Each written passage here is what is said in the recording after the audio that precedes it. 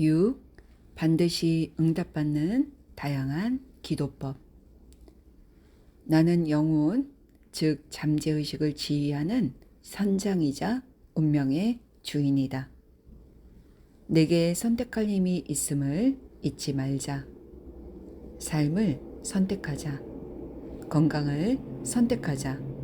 행복을 선택하자. 다리를 건설하거나 우주선을 설계할 때 엔지니어는 잘 알려지고 익숙한 설계 기법과 숙련된 기술을 사용하며 정해진 순서를 따른다.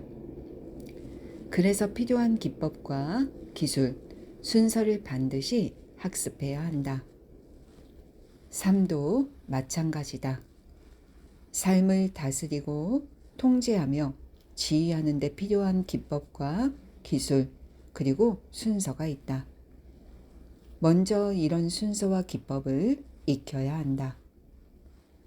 금문결을 건설할 때 엔지니어들은 먼저 수학적 원리와 응력, 변형을 이해했다. 그리고 샌프란시스코만을 가로지르는 다리의 이상적인 모습을 마음속에 그려보았다. 마지막으로는 앞서 살펴본 원리를 적용한 믿을 수 있다고 검증된 방법을 사용했다. 이렇게 3단계를 거치자 다리가 모습을 드러냈고 수많은 차량이 다리를 건널 수 있게 됐다. 마찬가지로 기도의 응답을 받고 싶다면 적절한 기법과 순서를 따라야 한다. 기도는 과학적인 방식으로 응답한다. 세상은 질서와 법칙이 지배하기 때문에 우연히 일어나는 일은 아무것도 없다. 이 장에서는 영적인 삶을 펼쳐나가고 그 삶에 자양분을 공급하는 실질적인 기법을 소개한다.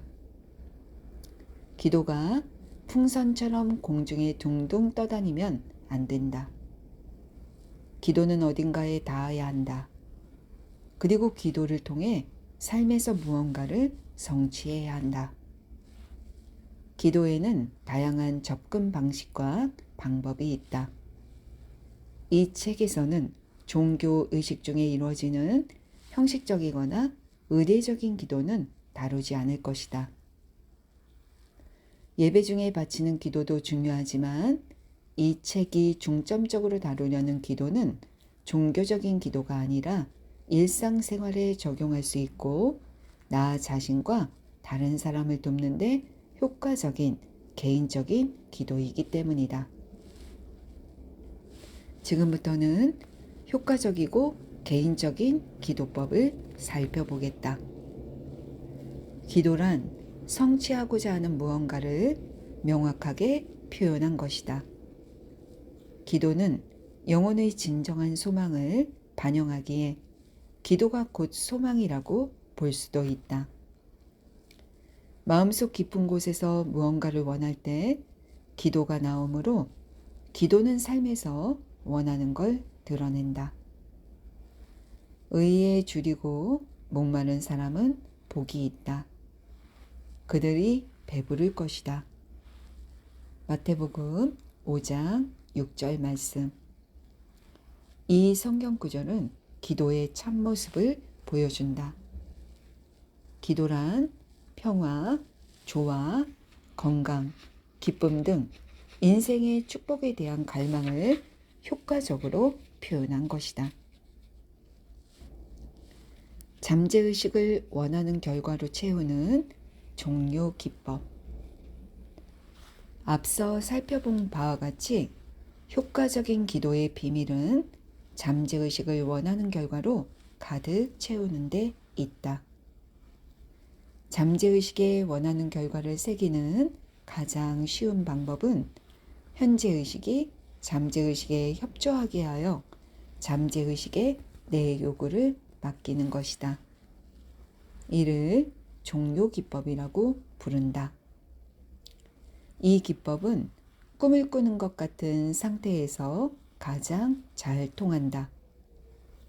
우선 마음속 깊은 곳에 무한한 지성과 무한한 힘이 존재한다는 걸 인지해야 한다. 자신이 원하는 걸 차분히 생각해 본 후 지금 이 순간부터 그것이 완전한 열매를 맺으리라고 상상해 보자. 기침이 심하고 목이 아팠던 어린 소녀는 단호한 어조로 말했다. 기침이 멎습니다. 기침이 멎습니다. 1시간 정도가 지나자 정말 기침이 멎고 인후통이 사라졌다. 소녀처럼 종료 기법을 사용해 보자. 마음의 설계자가 되어라. 가족이 살 집을 짓고 있다면 집의 설계부터 세심하게 살필 것이다. 그리고 건축업자가 집을 지을 때 설계도의 세부 사항까지 제대로 반영했는지 꼼꼼히 확인하고 건축 자재에도 신경을 쓸 것이다. 사용한 건축 자재의 질에 따라 집에서 보내는 시간의 질이 달라질 수 있음을 알기에 최고급 시멘트와 단열재, 전기 배선, 지붕 등을 선택할 것이다. 행복하고 풍요로운 삶을 살려면 마음의 집과 설계에도 똑같은 주의를 기울여야 하지 않을까? 마음의 집을 짓는 데 사용하는 벽돌의 본질은 인생을 살아가면서 생기는 일과 경험을 결정한다. 설계도에 두려움, 걱정, 불안, 부족 같은 정신적 패턴이 가득하다면 혹은 풀이 죽어 있고 의심이 많다면 냉소, 고생, 근심, 긴장, 한계라는 자재로 마음의 집을 짓고 있는 것이나 다름없다. 깨어있는 순간마다 마음에 어떤 집을 짓느냐는 삶의 본질을 결정하고 삶에 지대한 영향력을 미친다. 말은 고요하고 보이지도 않지만 말에는 진심이 담겨 있다. 우리는 항상 마음의 집을 짓고 있다. 우리가 떠올리는 생각과 심상은 그 집의 정사진이다. 매 순간 떠오르는 생각과 아이디어, 받아들인 믿음, 마음에 숨겨진 무대에서 리허설하는 장면은 눈부신 건강과 성공, 행복이라는 집을 짓는다. 쉴 새 없이 짓고 있는 웅장한 저택은 곧 나의 성격이자 정체성이며 이 세상에서 써내려가는 인생의 이야기다. 새로운 청사진을 마련하고 지금 이 순간 평화, 조화, 기쁨, 선의를 느끼면서 마음의 집을 짓자. 원하는 것을 자세하게 전하고 요구하면 잠재의식은 청사진을 받아들여 소망을 모두 이루어준다. 기도의 본질은 믿음이다. 과학이란 조직되고 정리되며 체계화된 지식의 본체를 뜻한다. 그렇다면 참다운 기도에는 어떤 과학과 기술이 숨어 있는가? 과학은 지식의 본체로 생명의 근본 원리를 다루고 나 자신뿐만 아니라 타인이 삶에 충실하게 적용할 수 있는 기법과 과정을 설명한다. 기술이 기법이나 과정을 일컫는 것이라면 기술에 담긴 과학은 창조적인 마음이 심상이나 생각에 명확하게 반응하는 것을 뜻한다. 구하여라. 그리하면 하나님께서 너희에게 주실 것이다. 찾아라. 그리하면 너희가 찾을 것이다. 문을 두드려라. 그리하면 하나님께서 너희에게 열어주실 것이다. 마태복음 7장 7절 말씀. 이 유명한 구절이 전하려는 내용은 무엇일까? 구하면 구하는 것을 얻을 수 있고 문을 두드리면 문이 열리며 찾으면 찾으려는 것을 발견할 수 있다는 이야기임에는 분명하다. 이 구절은 잠재의식의 무한한 지성이 현재의식의 생각에 직접적으로 응답한다는 정신적, 영적 법칙을 담고 있다. 빵을 구하는데 돌을 얻는 일은 없다는 뜻이다. 무언가를 얻으려면 믿음으로 구해야 한다. 무엇을 구하려고 하는지 생각하지 않으면 마음은 한 걸음도 움직이지 않는다. 마음속에 떠오르는 심상이 없다면 어디로 나아가야 할지 갈피를 못 잡는 것이다. 잠재의식이 힘을 발휘하여 기도의 열매를 얻으려면 먼저 마음이 기도를 하나의 이미지로 받아들여야 한다. 기도는 결국 정신적인 행위이기에 기도 내용이 내면에서 갈등을 빚지 않고 온전히 수용되어야 한다. 기도는 기쁘고 편안한 상태에서 소망이 실현되리라고 믿으며 올려야 한다. 무한한 지혜와 힘을 가진 잠재의식이 현재의식에 확답을 주리라는 것을 알고 신뢰할 때 진정한 기도의 주춧돌이 놓이게 된다. 다음의 절차를 따르면 기도의 응답을 받을 것이다. 아이디어를 생생하게 그리는 시각과 기법. 아이디어를 체계화하는 가장 쉽고 분명한 방법은 아이디어를 시각화하는 것이다. 마치 직접 겪은 것처럼 마음의 아이디어를 생생하게 그리는 게 시각화 기법의 요점이다. 외부 세계에 존재하는 것은 육안으로밖에 보지 못한다. 마찬가지로 눈에 보이지 않는 마음의 영역에 존재하는 건 마음의 눈으로만 볼 수 있다. 마음속에 그린 모든 그림은 내가 소망하던 것의 실제이자 보이지 않는 것이 존재한다는 증거다. 상상 속에서 형태를 만드는 것은 현실에서 존재한다. 현실 세계에 존재하는 신체의 한 부분과 다를 바가 없다. 아이디어와 생각은 실제하므로 아이디어를 진정으로 믿는다면 언젠가 객관적인 세계에 드러날 것이다. 이런 사고 과정은 인상을 만들어내고 마음에 남는다. 마음에 남는 인상은 삶에서 사실과 경험으로 드러난다. 건축가는 자신이 짓고 싶은 건물을 머릿속에 그려보고 자신이 원하는 대로 완성된 건물의 모습을 상상한다. 심상과 사고를 떠올리는 과정은 건물의 본을 뜨는 작업에 비할 수 있다. 아름답거나 미관을 해치는 건물일 수도 있고 초고층 빌딩이나 1층짜리 판잣집일 수도 있지만 어쨌든 건물을 지으려면 어떤 건물을 지을지 시각화해야 한다.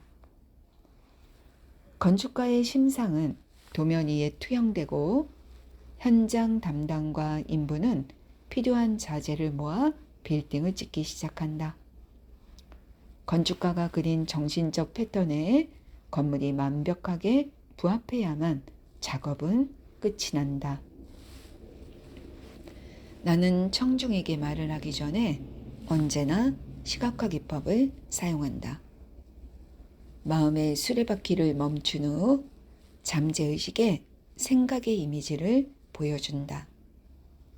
그리고 강당 전체를 마음속에 그려본다. 강당은 내면의 무한한 치유력에 눈을 뜨고 감화를 받은 사람들로 가득 차 있다. 빛나고 행복하고 자유로운 모습이 보인다. 상상 속에 이런 아이디어를 먼저 쌓은 후에 사람들이 병이 나았습니다. 기분이 좋아졌어요. 새로운 사람으로 다시 태어났습니다. 라고 말하는 장면을 조용히 상상해 본다. 10분 정도 계속 그 장면을 그려보면서 청중의 몸과 마음이 사랑과 온전함, 아름다움과 완벽함으로 흠뻑 젖어 있는 것을 느껴본다. 나의 의식은 수많은 사람이 건강과 행복을 찬양하는 소리가 들리는 지점까지 고조된다. 그리고 마음속에 그린 그림을 내려놓고 연단에 올라간다. 강연을 할 때마다 이런 시각과 기법을 사용하는데 강연이 끝날 때면 나에게 찾아와 기도의 응답을 받았다고 말해주는 사람이 반드시 있다. 해피엔딩의 주인공이 되는 마음속 영화 기법. 100번 듣는 것보다 한 번 보는 게 낫다라는 옛말이 있다. 믿음을 가지고 마음속에 그림을 그리면 잠재의식이 그 그림을 외부 세계에 실현한다는 것을 강조하는 속담이다. 우리는 생각한 대로 된다. 몇 년 전 나는 미국 중서부 여러 주를 돌며 강연을 했는데 도움이 필요한 사람들에게 봉사할수록 한 곳에 자리 잡기를 바랐다.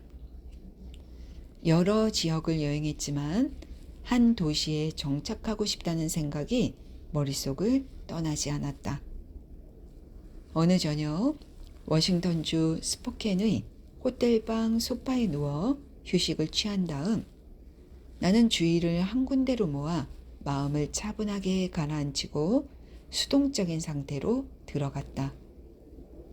그리고 많은 청중과 이야기를 하고 있는 모습을 상상했다.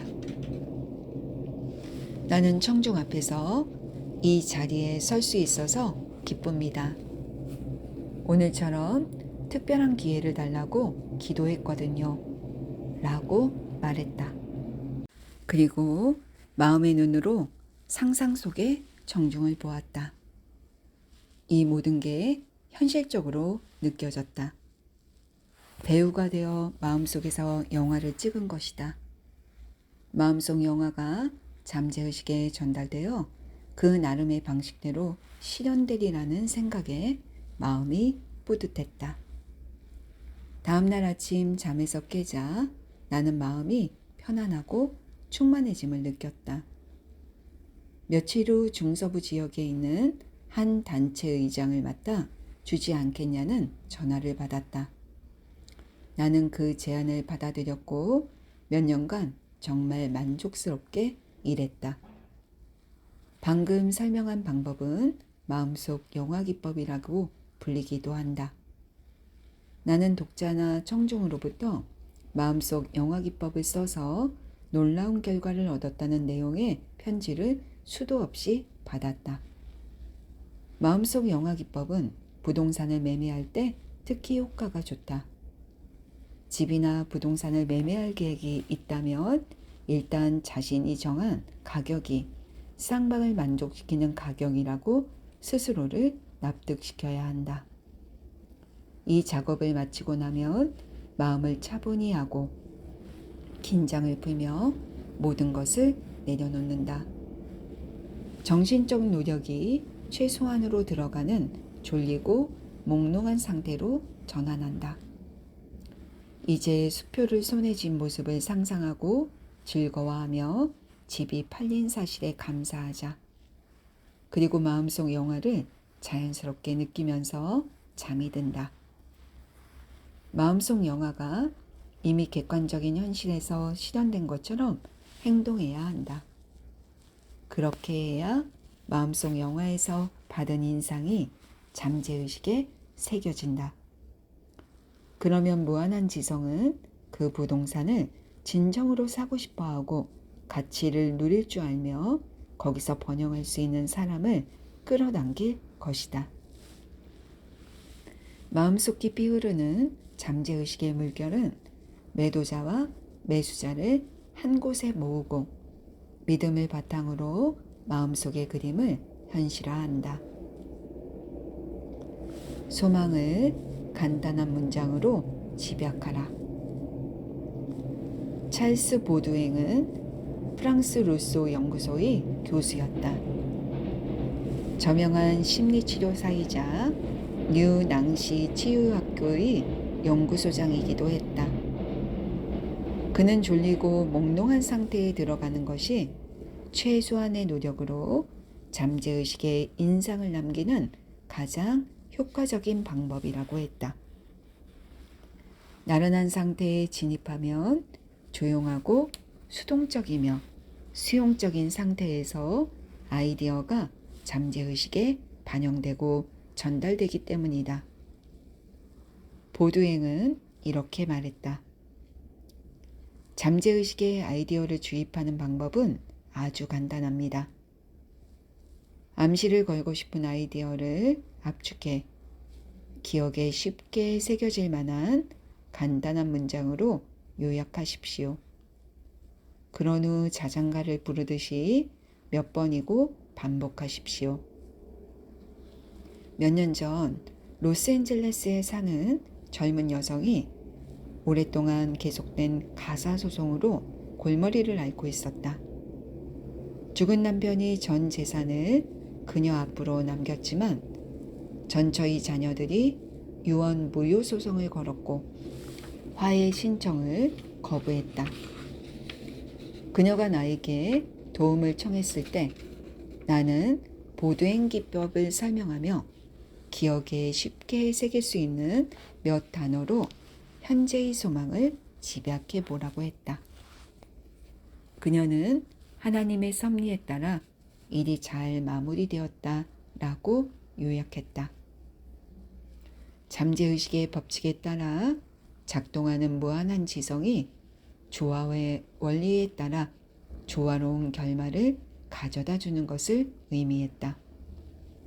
젊은 미망이는 열흘 동안 밤마다 안락의자에 앉아 온몸의 긴장을 풀고 졸린 상태에 들어갔다. 나른한 상태가 되자 천천히 부드럽게 진심을 담아 되풀이했다. 하나님의 섭리에 따라 일이 마무리되었습니다. 이 말을 되뇌니 내면이 평화로워지고 고요해지는 기분이 들었고 평소처럼 깊은 잠에 빠져들었다. 열흘이 지난 날 아침에 눈을 떴을 때 마음이 편안했고 그 일이 정말로 마무리 지어졌다는 확신이 들었다. 그날 변호사의 전화가 걸려왔다. 상대 측 변호사와 남편의 자녀들이 합의를 원한다는 것이다. 양측은 원만한 합의에 도달했고 소송은 기각되었다. 나른한 상태에서 확언을 반복하라. 졸리고 나른한 상태가 되면 마음에 최소한의 노력만 쏟으면 된다. 졸린 상태에서 현재 의식은 가라앉는 경우가 많다. 왜냐하면 잠들기 전과 잠에서 막 깨어났을 때는 잠재의식이 상충부로 떠오르기 때문이다. 소망을 억누르고 잠재의식이 아이디어를 받아들이는 걸 막았던 부정적인 생각은 나른한 상태에서는 더 이상 존재하지 않는다. 예를 들어 나에게 해로운 습관을 없애고 싶다면 편안한 자세를 취하고 몸의 긴장을 풀자. 움직이지 말아야 한다. 졸린 상태가 되면 그대로 나긋나긋하게 자장가를 부르듯 다음의 확언을 반복한다. 나는 이 습관에서 완전히 해방됩니다. 조화와 평화가 내 마음을 가득 채우고 있습니다. 천천히 침착하게 애정어린 오조로 5분에서 10분 동안 밤낮으로 되풀이한다. 단어를 반복할 때마다 감정적인 가치가 커진다. 해로운 습관이 불쑥 튀어나올 것 같을 때마다 큰 소리로 반복해서 말해보자. 같은 문장을 반복해서 말하면 잠재의식이 아이디어를 받아들이고 치유가 일어난다. 내 삶에 축복이 들어오는 감사기도. 성경에서 사도 바울은 찬양과 감사를 드려 하나님께 요구사항을 전달하라고 말한다. 감사를 드리는 기도법은 간단한데 그것에 비해 놀라운 결과를 가져온다. 감사하는 마음은 우주의 창조력과 맞닿아 있어서 작용과 반작용이라는 우주의 법칙을 기반으로 한 상호관계의 법칙에 따라 크나큰 축복이 내 삶으로 흘러들어온다. 한 젊은 어머니가 이 기법을 사용한 이야기를 들려주었다. 먹이고 입혀야 할 자식이 셋이나 있는데 실직한 상태에 빈털터리가 되었어요. 어찌해야 할지 몰랐습니다. 그러다 기도의 응답을 받기 전에도 감사해야 한다는 머피 박사님의 말씀을 들었어요. 마음속에 한 줄기 빛이 비치는 것 같았고 한번 해봐야겠다고 생각했죠. 매일 밤낮으로 3주 동안 이 여성은 다음 확언을 반복했다. 저에게 불을 내려주셔서 감사합니다.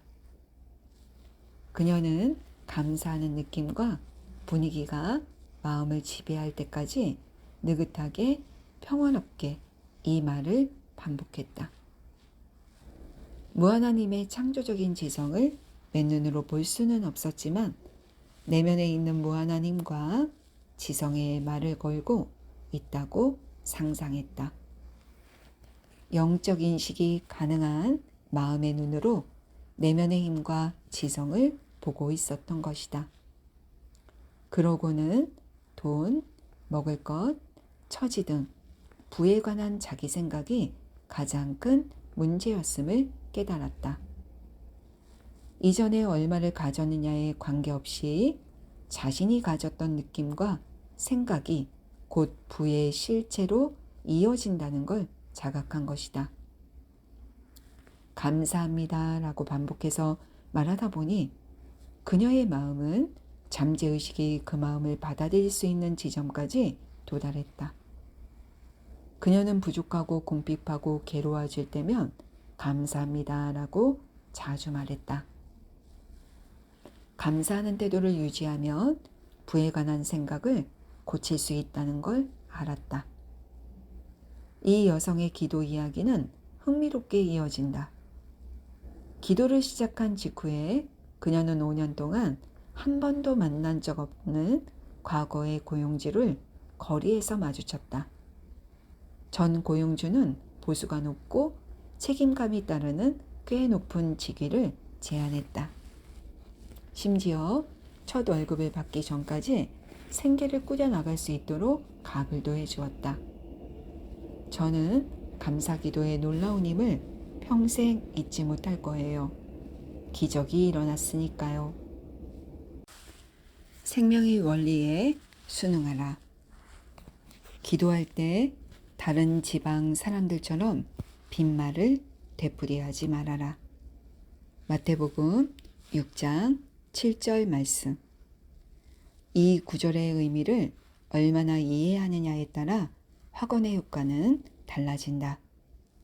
명확하고 구체적인 긍정을 얼마큼 슬기롭게 활용하느냐에 따라 확언의 힘은 클 수도 있고 작을 수도 있다. 학생이 칠판에 3 더하기 3은 7이라고 적었다고 가정해보자. 교사는 수학적으로 3 더하기 3은 6이라고 단언한다. 그러자 학생은 7을 6이라고 고쳤습니다. 교사가 3 더하기 3이 6이라고 말했다고 해서 3 더하기 3이 6이 되는 건 아니다. 3 더하기 3은 6이라는 수학적 진리가 이미 존재하기 때문에 학생이 칠판의 숫자를 고친 것이다. 건강한 것이 정상이다. 아픈 것은 비정상이다. 건강한 신체의 내가 나란 존재의 진리다. 나 자신과 다른 사람의 건강, 조화, 평화를 확언하고 건강, 조화, 평화가 모든 존재의 보편적인 원리임을 깨달으면 잠재의식은 믿음을 바탕으로 기존의 부정적인 패턴을 확언하는 내용에 따라 재배열한다. 확언의 기도는 어떤 상황에 놓여 있든 상관없이 생명의 원리에 얼마나 순응하는가에 따라 효력이 달라진다. 잠시 생각해 보자. 수리적 원리는 있어도 오류의 원리는 없다. 진실의 원리는 있어도 부정의 원리는 없다. 지성의 원리는 있어도 무지의 원리는 없다. 조화의 원리는 있어도 부조화의 원리는 없다. 건강의 원리는 있어도 질병의 원리는 없다. 마찬가지로 풍요의 원리는 있어도 빈곤의 원리는 없다. 나는 여동생이 영국의 한 병원에서 담석 제거 수술을 받기 전 확언 기법을 사용했다. 여동생은 통상적인 검진과 엑스레이 판독 결과 담석이 있다는 진단을 받았다. 여동생은 나에게 회복을 기도해 달라고 부탁했다. 나는 동생이 있는 곳에서 1만 킬로미터 이상 떨어져 있었지만 거리는 문제가 되지 않는다. 마음의 원리는 시공간을 초월하여 작동하기 때문이다. 무한한 마음 또는 무한한 지성은 전 세계 곳곳에서 모든 순간에 온전하게 존재한다. 나는 여동생의 증상이나 육체에 관한 개인적인 생각을 머릿속에서 지우고 차분하게 자신감 넘치는 어조로 매일 이렇게 확언했다. 여동생 캐서린을 위해 이 기도를 바칩니다. 캐서린은 안정되고 마음이 편안하며 균형 잡힌 상태에 있습니다.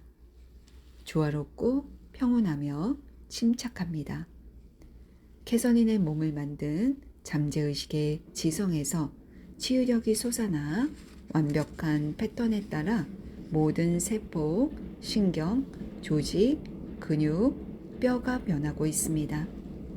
왜곡된 사고 패턴은 조용히 사라지거나 흩어지고 삶의 원리에 따라 활력과 온전함, 아름다움이 몸을 구성하는 분자 하나하나에 깃듭니다.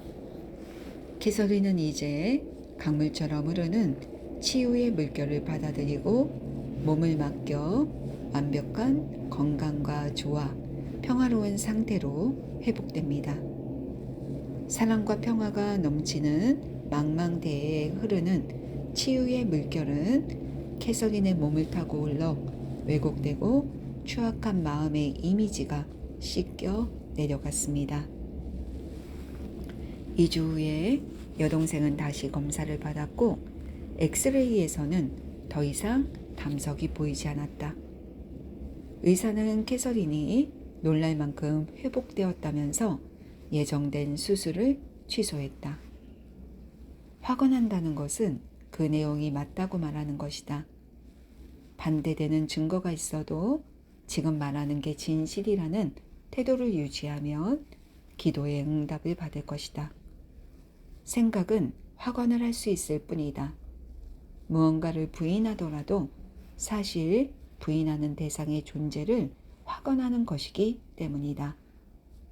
무슨 말을 하고 있는지, 왜 그런 말을 하는지 알고 확언을 반복하면 마음은 그 말이 진실이라고 믿는 의식적 상태로 인도된다. 그러므로 잠재의식이 흡족하게 반응할 때까지 생명의 진리를 확언해야 한다. 그릇된 믿음의 패턴을 가리는 논쟁 기법. 논쟁 기법은 100년 전 메인주 벨파스트에서 활동한 정신적, 영적 치유의 선구자 피니어스 파크허스트 昆비 박사가 고안한 기법에서 유래된 것으로 이름만 봐도 그 내용을 알 수 있다. 퀸비 박사는 정신신체의학의 아버지이자 최초의 정신분석 학자였다.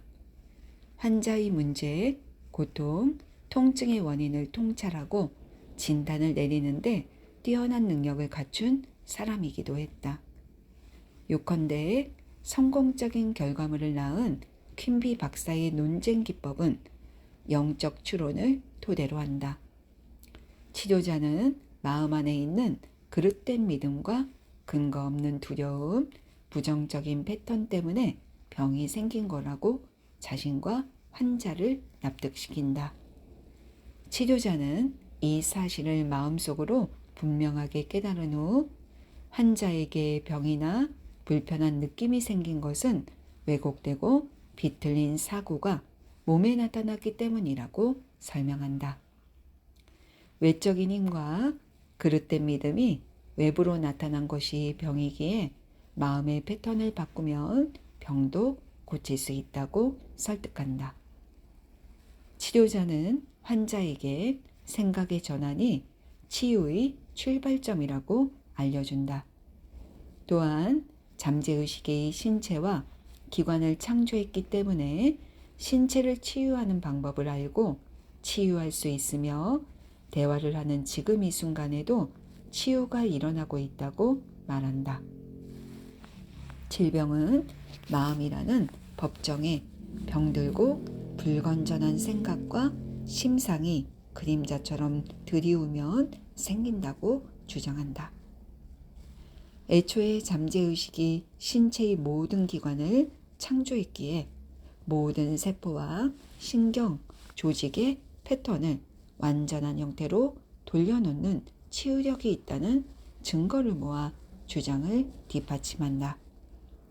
그런 다음 치료자는 자신과 환자를 위해 마음의 법정에서 판결을 내린다. 치료자는 믿음과 영적 이해로 환자를 질병에서 해병한다. 정신적이고 영적인 증거는 압도적이다. 세상에서 단 하나의 마음만 존재하기에 스스로 진실이라고 느끼는 건 환자의 경험으로 드러나고 환자의 병은 치유된다. 조화, 건강, 평화의 파장에 초점을 맞추는 절대기법. 전 세계의 많은 사람은 기도요법의 한 종류인 절대기법을 실천하고 놀라운 효과를 보았다. 절대기법에서 치료자는 환자의 이름을 언급한 후 마음속으로 하나님의 품성과 자질에 관해 생각한다. 예를 들면 하나님은 끝없는 축복이자 사랑이고 무한한 지성이자 전지전능하며 지혜가 넘치고 완벽한 조화를 이루고 형언할 수 없을 정도로 아름답고 완벽하신 분이라고 말이다.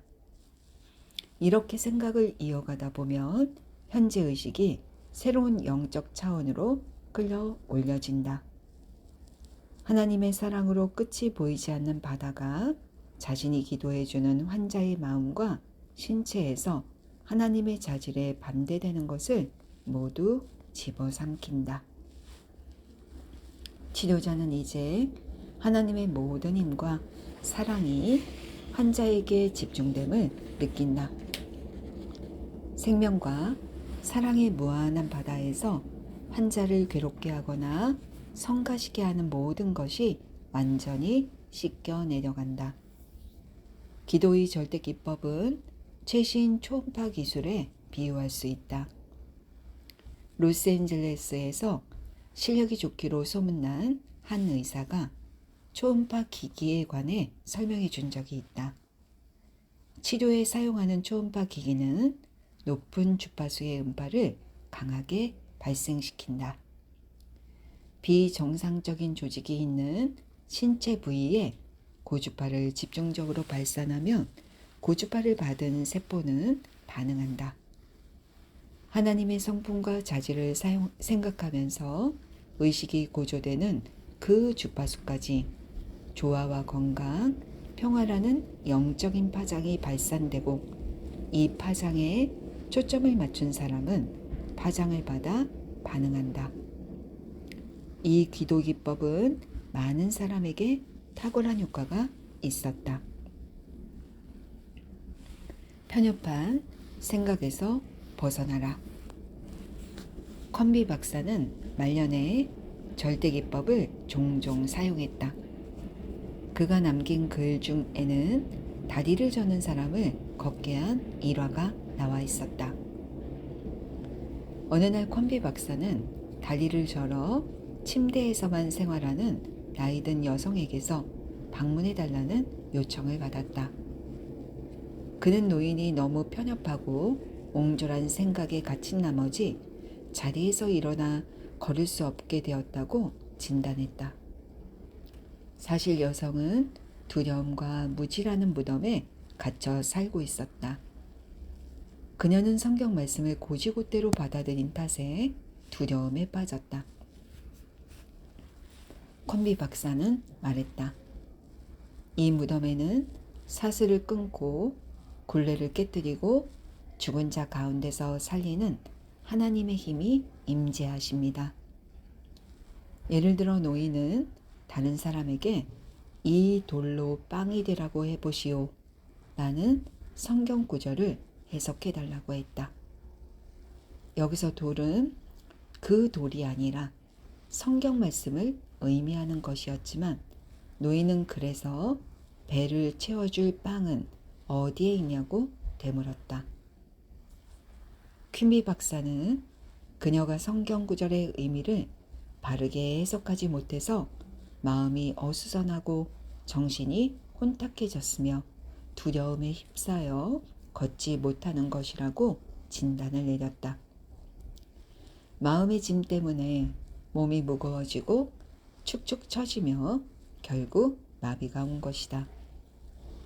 이 시점에서 킴비 박사는 다음의 성경 구절이 무슨 뜻인지를 그녀에게 물었다.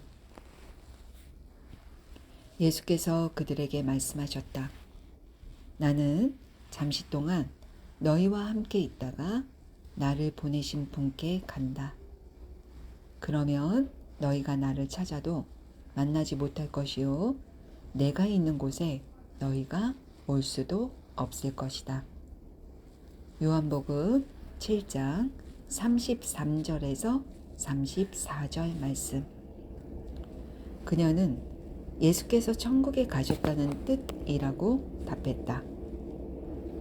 킴비 박사는 너희와 함께 조금 더 있다가 이것이 진정으로 뜻하는 바는 증상, 느낌, 그리고 병의 원인이라고 설명했다. 잠시 노인의 처지를 동정하고 공감했지만 정신을 차리고 똑부러지게 설명해야 했다. 그 다음 단계는 나를 보내신 분께 간다를 설명하는 것이었다. 킴비 박사는 이 구절이 우리 안에 하나님의 창조력이 있다는 걸 의미한다고 말해 주었다. 퀸비 박사는 즉시 자신의 마음속으로 들어가 신성한 이상, 즉 그녀 안에 있는 활력과 지성, 조합, 하나님의 힘에 관해 생각했다. 어르신은 다시는 걷지 못하리라는 편협하고 좁은 생각에 빠져 있습니다. 그게 바로 내가 있는 곳에 오지 못하는 이유입니다. 저를 보십시오. 건강하지 않습니까? 이 기도와 설명을 듣는 순간 노인은 크게 감동하여 마음의 변화가 일었고 목발 없이 걸었다.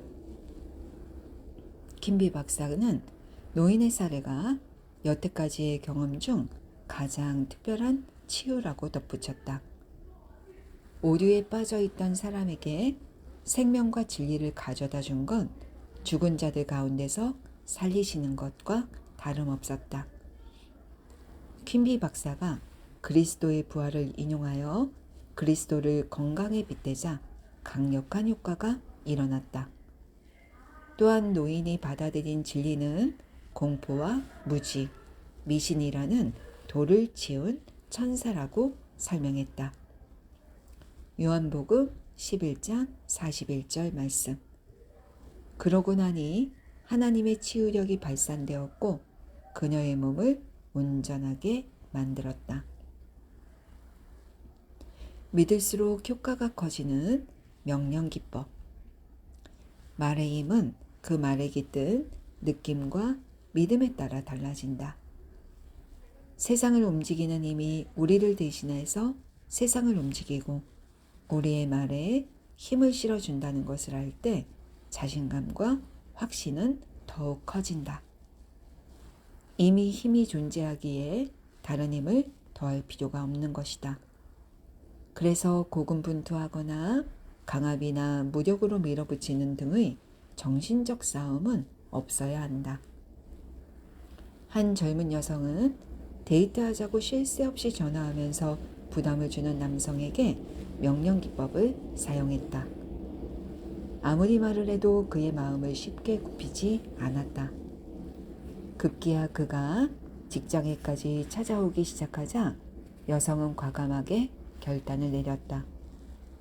그녀는 하루에 몇 번씩 조용한 상태로 들어가 다음 명령을 되풀이했다. 땡땡을 하나님께 풀어드립니다. 그는 언제나 자신이 있어야 할 곳에 있습니다. 저도 자유롭고 그도 자유롭습니다. 이 말에 무한한 마음으로 나아가 이루어질 것을 명합니다. 이치가 그렇습니다. 여성의 말에 따르면 그 남성은 즉시 자취를 감췄다고 한다. 이후로 그를 본 적이 없었다. 여성은 마치 땅이 그를 삼킨 것 같았어요. 라고 설명했다. 조셉 머피의 미라클 노트. 마음의 건설자가 되어 검증을 거친 기술을 사용하여 의미 있고 멋진 인생이라는 건물을 지어보자. 기도에는 소망이 투영되어 있다. 소망이 지금 당장 이루어지리라고 상상하고 실제처럼 느낀다면 기도의 응답을 받는 즐거움을 경험할 수 있을 것이다. 정신과학을 정확하게 사용하면 손쉽게 소망을 이룰 수 있다. 마음이라는 숨겨진 무대에 올리는 생각만으로도 빛나는 성공과 건강, 행복을 손에 넣을 수 있다. 잠재의식의 무한한 지성이 현재의식에 직접적으로 반응한다는 사실을 개인적인 경험을 통해 증명할 수 있을 때까지 과학적인 실험을 계속해야 한다. 소망이 틀림없이 성취되리라고 예견할 때 밀려오는 기쁨과 안도를 느껴보자. 마음속에 그린 모든 그림은 내가 소망하던 것의 실체이자 보이지 않는 것이 존재한다는 증거이다. 마음속에 그린 그림은 100마디 말보다 낫다. 잠재의식은 믿음을 가지고 마음속에 그린 그림을 실현할 것이다. 기도할 때 지나치게 애를 쓰거나 밀어붙이지 마라. 졸리고 나른한 상태로 들어가 기도의 응답을 받으리라는 걸 알면서 소강 상태를 유지하라. 감사하는 마음은 우주의 부와 가까이 있다는 걸 기억해야 한다. 확언이란 그것이 원래 그렇다고 말하는 것이다. 설령 정반대의 증거가 있다고 할지라도 확언한 내용이 사실이라는 마음가짐을 유지하면 기도의 응답을 받는다. 진실이라고 명하고 느끼는 것은 이루어진다. 조화, 건강, 평화, 풍요를 명하자.